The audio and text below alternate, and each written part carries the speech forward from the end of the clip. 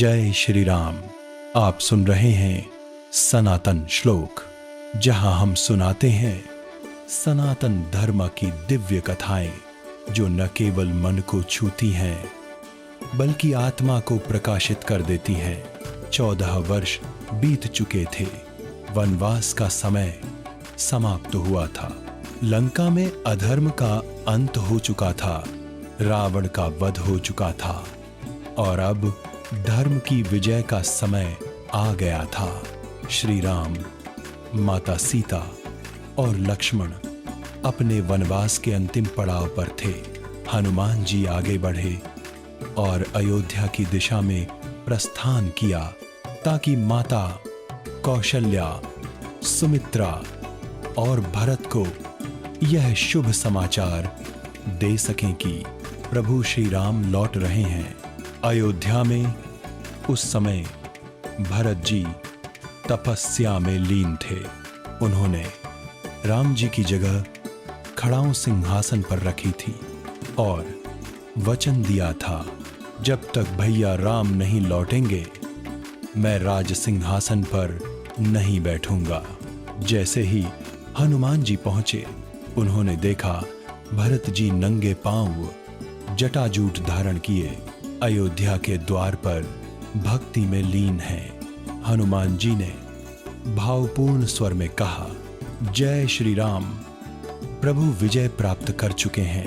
लंका में अधर्म का अंत हो चुका है।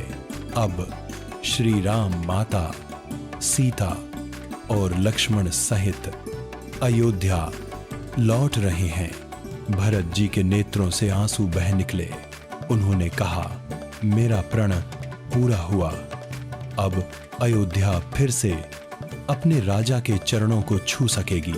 अयोध्या में उत्सव की तैयारी शुरू हो गई।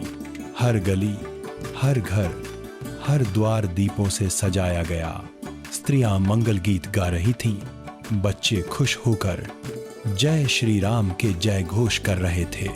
राजमहल से लेकर झोपड़ी तक हर घर में दिए जलाए गए, क्योंकि उनका प्रिय राजा लौट रहा था।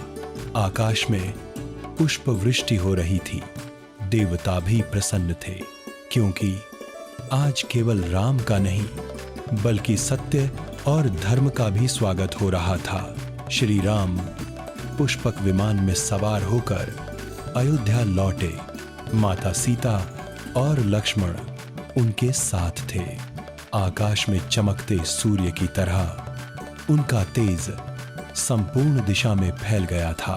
भरत जी ने विनम्रता से जाकर चरणों में सिर झुका दिया। भैया, अयोध्या आपका इंतजार कर रही थी। श्री राम ने भरत को गले लगाया और कहा, भरत, तुमने जिस निष्ठा से धर्म निभाया वह मुझे भी गर्व से भर देता है। माता कौशल्या, सुमित्रा और कैकेयी ने अपने पुत्रों को गले लगाया। वर्षों बाद अयोध्या की गोद में फिर से सुख लौट आया था। उस रात अमावस्या की थी, पर अयोध्या में अंधकार नहीं था, क्योंकि हर घर में दीपक जल रहे थे। हर हृदय में प्रेम का प्रकाश था। माता सीता ने स्वयं अपने हाथों से दिए जलाए। हनुमान जी ने मंदिरों में दीपों की पंक्तियां सजा दी। लोगों ने कहा, आज अयोध्या में दीपावली है, क्योंकि हमारे प्रभु श्री राम लौट आए हैं। उसी दिन से यह पर्व हर वर्ष दीपावली के रूप में मनाया जाने लगा। जब प्रकाश ने अंधकार पर विजय पाई, जब धर्म ने अधर्म को हराया और जब राम ने अपने भक्तों के हृदय को प्रकाशित किया।